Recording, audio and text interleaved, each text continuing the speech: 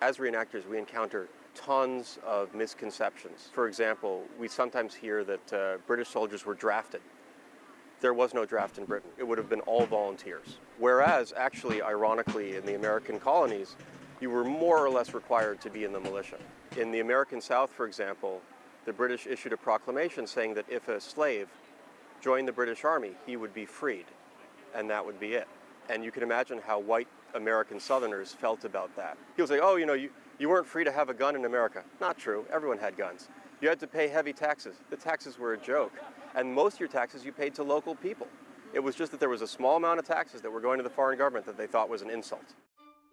Yes, there's tons of problems with British colonialism. We could pick that apart all day.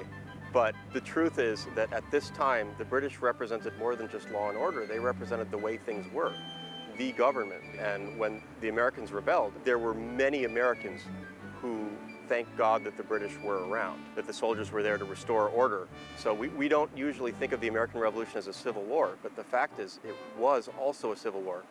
Thousands of Americans took up arms and wore redcoats to fight their neighbors who they felt were in error. And after the war, thousands and thousands of Americans were driven from their homes. They went to Canada, they went to the Caribbean, they went all over the world. Right, so I guess if you were around during that time, would you have fought for the redcoats? No. You made a pretty good case for them. I would hope that I would see that the wave of the future, that the wave of freedom was with the American Revolution. I would think so. But I think that the idea of demonizing the British as these drafted, hired soldiers who are here to kill and plunder does it not only a disservice to the British, but it actually it changes the burdens on Americans for understanding what they were willing to do to get rid of an enemy that wasn't entirely bad.